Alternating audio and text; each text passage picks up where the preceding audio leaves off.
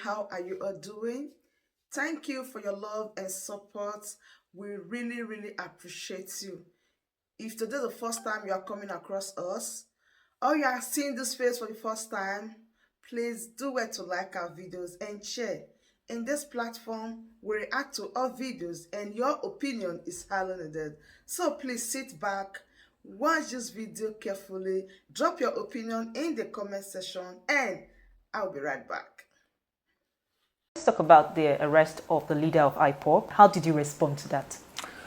Well, Nigeria, for me, it's not for me to tell the government to prepare itself, because there's going to be a huge squawk when the truth about how Kanu was arrested, when the truth comes out. Our nation is, people are alleging this and that and that. So that's one phase, whether Nigeria has acted outside international law. That's one issue. The second issue, however, has to do with Kanu's conduct outside the nation. There's been a level of hate rhetoric, which is, for me, has been most unfortunate, issuing from Kanu outside. But for me, hate rhetoric is an issue which can only be judged by the laws of any nation. So we come back to the issue: was it right to have, for me, quote unquote, kidnapped? You can say intercepted as much as you want, but I think that Kanu was kidnapped, and that is wrong internationally and it's wrong morally. And how would you advise the federal government to move forward? Talking about all this now, you've identified some pitfalls in the way that the arrest of Nnamdi Kanu has been handled, and also the way the DSS raided Sunday Igboho's house. For Nnamdi Kanu, for starters, how would you advise the federal government to move forward in terms of his trial and other things that will come up after now? To answer that kind of question, we have to ask ourselves, what is the position mentally, spiritually, economically, politically? What's the state of mind, the collective state of mind of a vast section of this nation at the moment? And that state of mind is best described as distrust, total distrust. This government has earned itself, rightly or wrongly, that's for the government, that side to decide. But anybody who's telling this government that the people of this nation still trust it, I'm sorry, if the government believes that, it's really plunging this nation further into the abyss. After raiding his home, the DSS had come out to say that Sunday Igboho is wanted and that he should turn himself in. What would you advise he does in this situation? Well, my advice is not even so much Igboho, but to the government, that they should stop pursuing this person as a criminal, because you have begun by acting in a criminal fashion against him. Because if and when Igboho comes to trial, I guarantee you it's the government which will be very, very embarrassed. Very embarrassed. So it's not even in the interest of the government. I think they should just tell Igboho, we made a mistake. We should not have acted in this way. You are no longer wanted. Please go back to your home. In fact, escort him to his home, quietly, and let him resume his normal life. To declare him wanted. And again, this is another issue of language. I read in some papers, Igboho is in hiding. Well, but more accurately, he's probably just gone underground, to protect himself and perhaps to be able to continue his declared struggle. I'm not talking now about the secessionist aspect of his struggle. No, I'm talking about what Igboho came out to do, and which I believe is still his mission in this nation, to protect, defend his own people, and to let the aggressors know that they are not lords of this nation or any section of it, apart from what they are constitutionally entitled to. So I think the government, it's in no one's interest. If you bring Igbo to trial, you're just going to get mud in your face, clearly. As far as I'm concerned, it's up to Igbo to decide. He knows what the circumstances were. He knows what happened before his people were killed. And he's the only one who can judge, who can decide for himself. I cannot advise him. Some critics have said that the federal government was fast to arrest Nnamdi Kanu. But when we look at other issues like the bandits still ravaging the northwest and some part of the northeast, the kidnapping still ongoing, and also the issue with the Boko Haram, and you begin to ask that how are they so fast and so quick to arrest?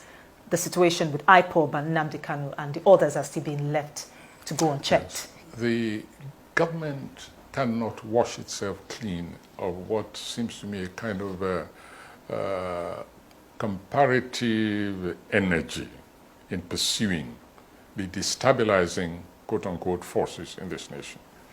If I may take ourselves back, maybe you remember once when I threw a challenge to Buhari, and I said, what I expect from a commander-in-chief, from a true leader, and this is, early, in the sort of the malevolent activities of these groups.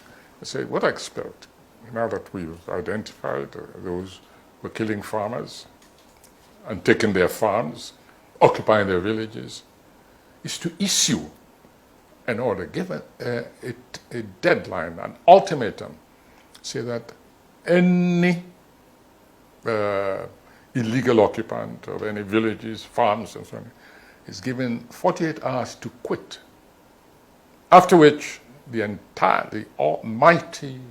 mightiest forces of this nation will be unleashed against them. Yeah, it was ignored. It's because I said so. Many other people have said so in different forms. But I'm coalescing, the challenges which have been thrown to this government, say, just show leadership where it is essential. And so when years later, a head of state comes out and says, we will respond to these people in the language they understand. Now that is what I had expected him to say years ago, at the very beginning of the insurgency of the cattle people, especially as it was clear they were organized. And their leadership, the Maeti Allah, their leadership should have been arrested ages ago, long before IPOD was declared a terrorist organization. I have allied myself with those like Autumn and others who said that Mighty Allah should have been declared long before then a terrorist organization. And the evidence was there. A state governor passed a law for the protection of his own people and their productive means, their livelihood, their very dignity. And a group got up and said, if you don't rescind that law, we'll show you. You haven't seen anything yet.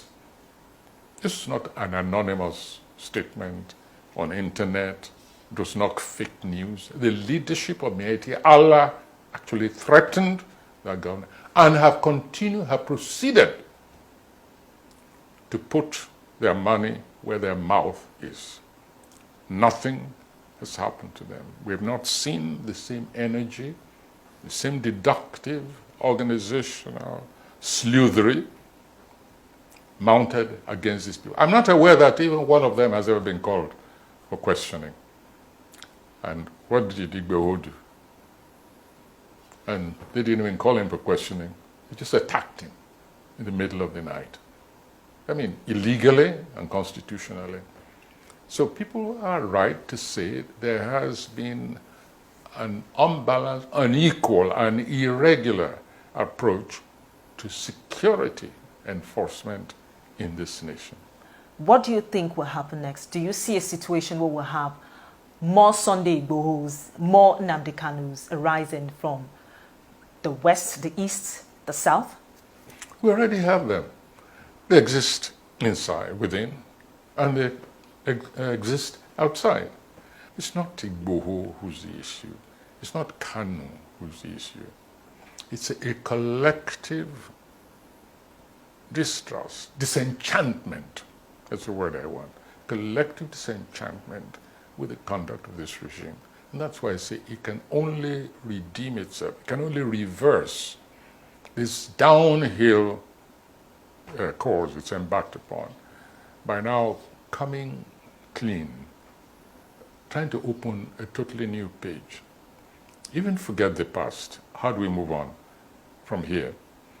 And so I want all this business, we met this and we do this by the self-excusing by Buhari. Yes, thank you.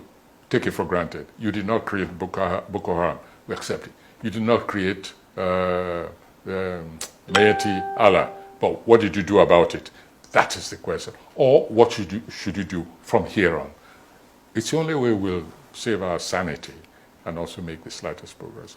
Otherwise, as I said before, all this language, all this discussion will be purely academic when, as the saying goes, hits the fan. That brings us to the end of this update. Do well to like the video, share and subscribe.